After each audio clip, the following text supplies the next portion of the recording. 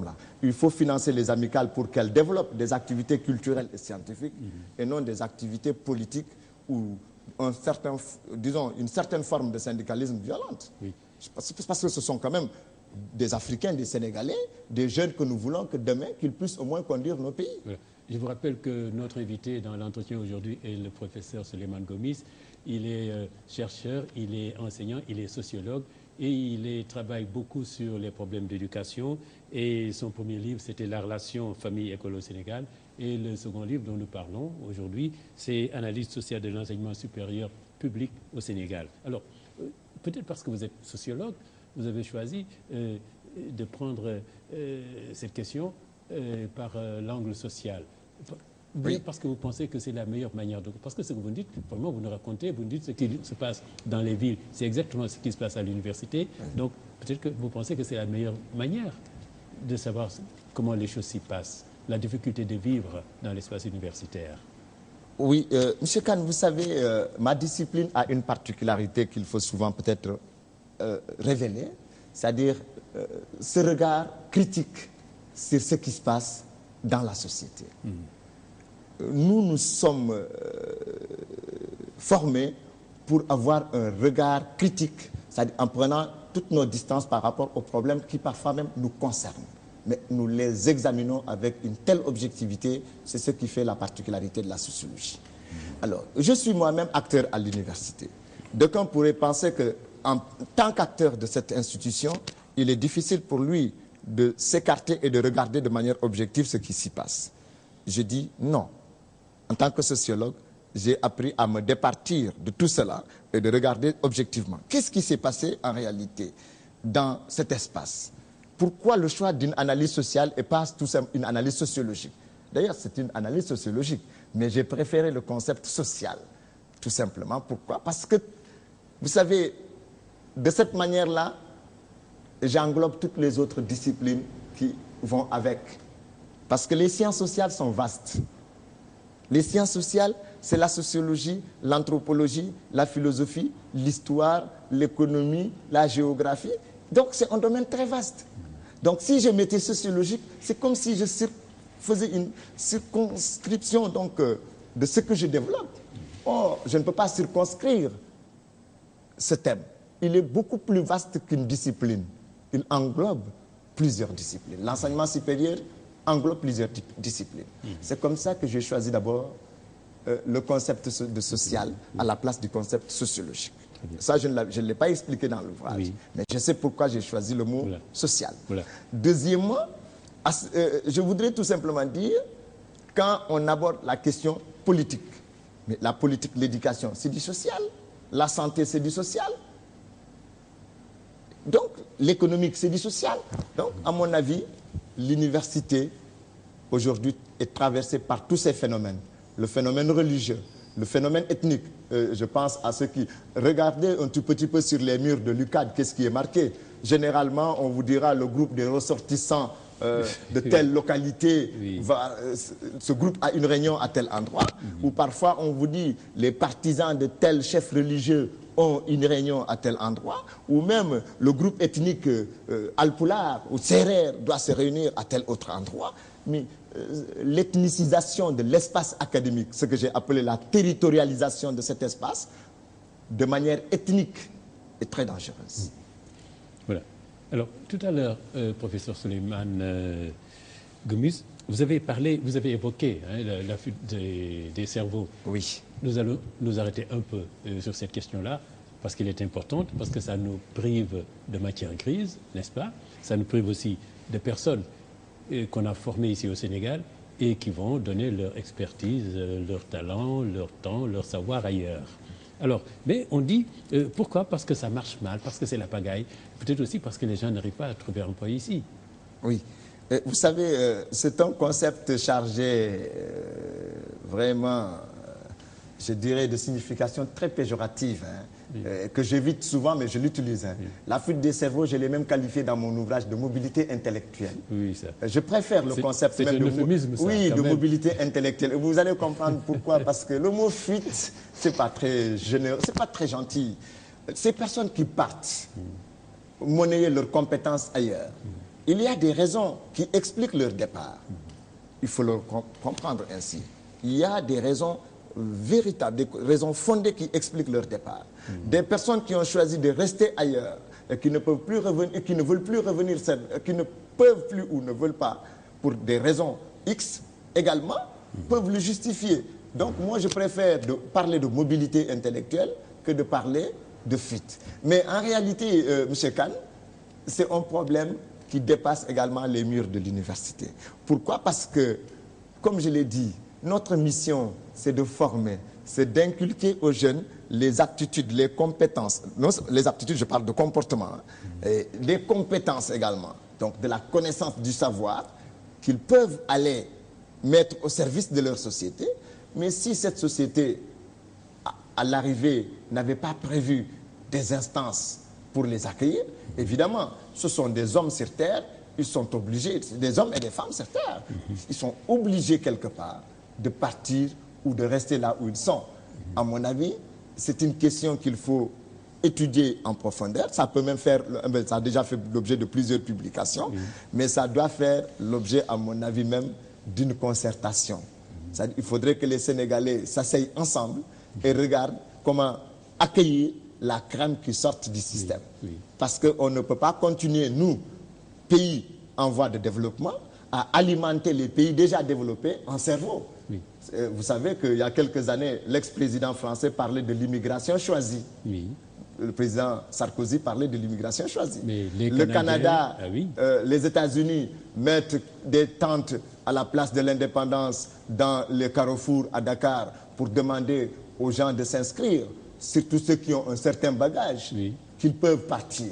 Donc, sous nos yeux, on regarde bien la crème s'envoler parce que presque de manière impuissante, on ne peut rien faire. Nous, en tant que formateurs dans le supérieur, on se dit, mais tiens, voilà un produit où l'État a mis beaucoup de moyens. Ce produit est devenu un produit fini, consommable, et malheureusement, sa consommation se fera plutôt ailleurs et non chez nous. Vous voyez comme le serait injuste, vous, le sociologue, certains y vont avec des pirogues vers l'Espagne, et puis là, on dresse des tentes au carrefour de la ville pour dire aux gens, venez chez nous, on vous donne des visas d'entrée et du travail. Mais justement, c'est là où j'interpelle, par exemple, donc, ceux qui nous dirigent, de mettre en place une vision qui englobe tous ces éléments. Un pays doit avoir un projet de société. Un projet de société qui intègre à la base tout le système. Comme je l'ai dit à l'entame de mon propos, il n'y a pas un seul pays au monde qui s'est développé sans une bonne éducation. L'éducation est à la base de toute forme de développement. De ce fait, il faut un État visionnaire qui puisse mettre en place une politique qui intègre tous ces paramètres afin que les sortants bien formés du système puissent mettre leurs compétences au service de leur société. Que ce soit les médecins, les enseignants, les magistrats, les experts comptables, et j'en passe, les ingénieurs, qu'ils puissent être au service des Sénégalais. Et non qu'ils soient un produit fini et exhortés à l'immigration. Ça, je trouve cela dommage. Même si j'appelle ça de la mobilité intellectuelle, mais c'est de cœur serré que je vois cette population jeune partir avec autant de bagages intellectuels vers d'autres horizons. Mais cet euphémisme que vous employez pour dire mobilité intellectuelle, alors que tout le monde diffuse des cerveaux, est-ce parce que vous leur trouvez des circonstances atténuantes? Oui, d'abord, c'est pour être quitte avec moi-même déjà, parce que je me dis, parler de fuite, c'est comme si j'accusais. Alors que je ne suis pas en position d'accusateur, je n'ai à accuser personne. Et puis le mot fuir est chargé de sens négatif. Dire à quelqu'un qu'il fuit, c'est comme si c'était une faiblesse. Bon, moi, je n'aime pas tout cela. Je préfère parler de mobilité. Parce que aussi, n'oubliez pas que nous sommes dans le monde intellectuel, nous sommes à l'université. Les idées circulent. Le savoir et la connaissance n'ont pas de frontières. Que ces intellectuels prennent des avions et partent ailleurs. Mais c'est de la mobilité. Moi-même, à l'entame de mon propos, je vous ai dit que je ne me limite pas seulement à enseigner à Dakar. Je vais en Guinée-Conakry, je vais en Europe, en Amérique. Donc, je pense que c'est quelque chose qui est tout à fait normal, qui s'inscrit dans la vocation de l'universitaire. Oui. Alors, évidemment, dans ce livre, justement, vous parlez de la société. Ces mots aussi, vous les évoquez, vous l'écrivez. Commençons par ceux des étudiants.